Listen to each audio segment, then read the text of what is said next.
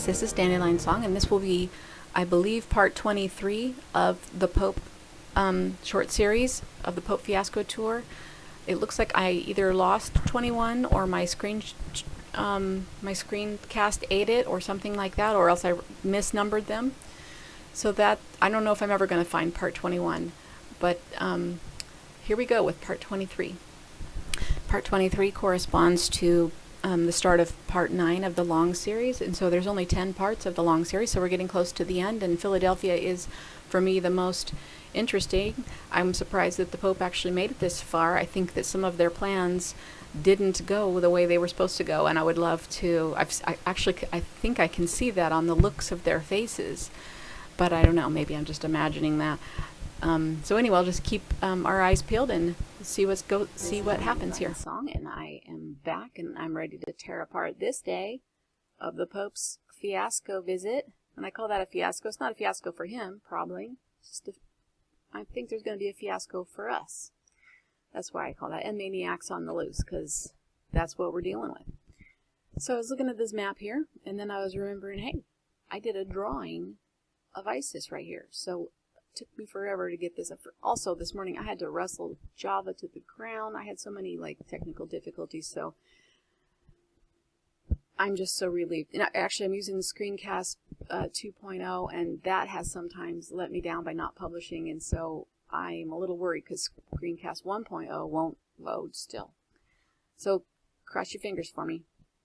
I mean, I guess if you hear this, it's working. So hopefully, oh my gosh, I'm a little worried about this. Here we go.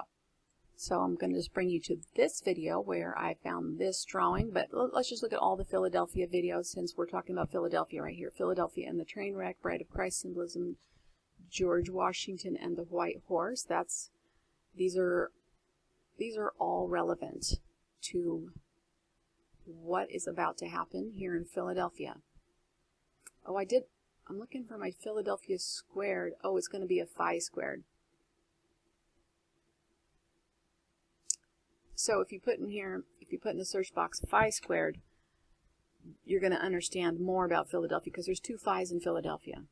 Yeah, so here is the first one I did, here's the first one I did, and I made a mistake in here because I back engineered my phi rather than looking it up. So don't back engineer your phi because a lot of these equations are estimates. So here's the correction.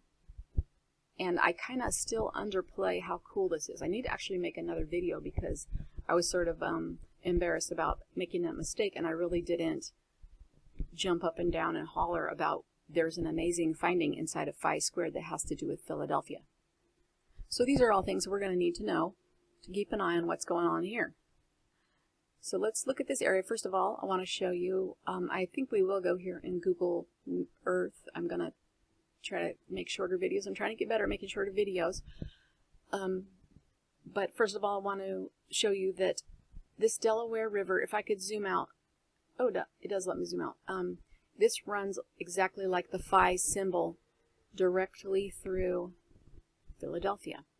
This area, I'm a little bit familiar with this area. We're going to look at this area, and this area are right, I believe, right near the mouth of Isis. You can kind of see her right here. There's the nose, and here's her hair, and I'm going to draw her out for you. Now, over here, right along, I think it's right here is where the train wreck was. It could also, maybe it's here. And there is a train or a serpent or a worm, and hey, maybe I'll just take this so I can draw it for you.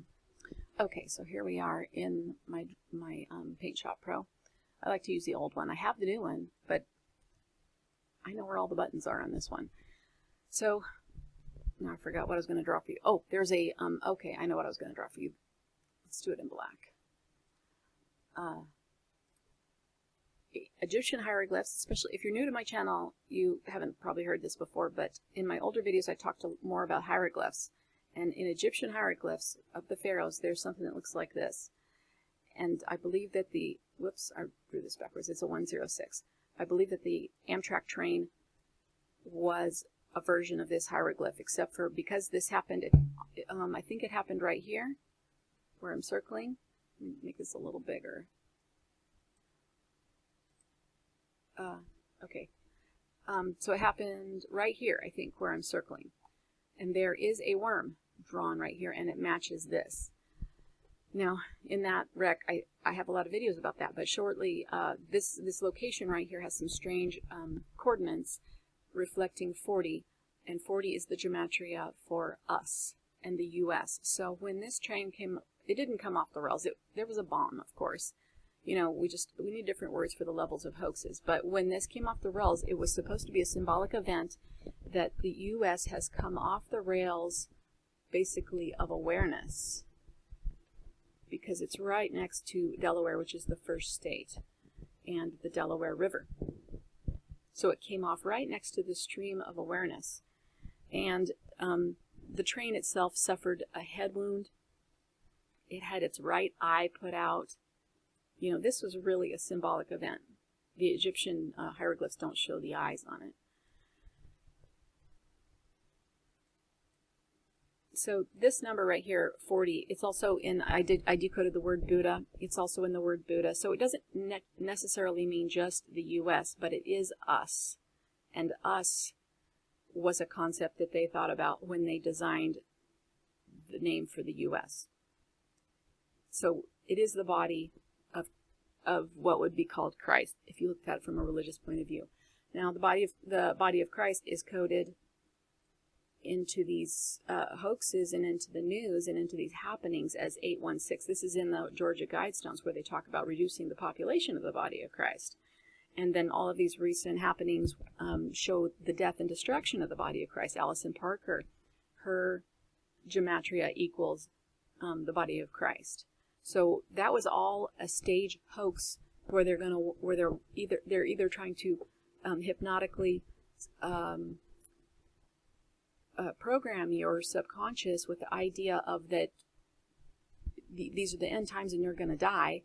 And if you agree with that on a subconscious level, you are likely to contribute to the manifestation of this event. And we do live in a quantum random frequency generator, and the controllers do need you to cooperate with their plan. If you do not believe them, or if you don't cooperate and collapse the wave the way that they wish for you to collapse the wave, their plans don't come true. And sometimes that's exactly why their plans don't come true.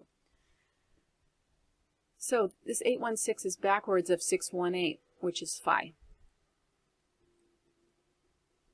And I believe it's backwards because I've been looking at these numbers in their longer form, and I believe they are counting down towards the whole number. So if you were counting down to the last, this would be the number that you would be seeing it in reverse. So I'm just creating these algorithms as I go. I don't have any books. Nobody's teaching me this. It's just things I'm noticing and kind of putting together the clues, being open to the new ideas, and being willing to make mistakes, because I do make mistakes on this channel. I misspeak myself quite often, and sometimes I edit that out, and sometimes I don't. So that's kind of the method, stumbling along here. But I'm thankful to have you guys here with me. Let's tear apart this Pope visit. So stay tuned for part 24, and I'm going to show you some of the drawings and the deeper symbolism of just the whole area of Philadelphia and the face of Isis and why things are near her mouth.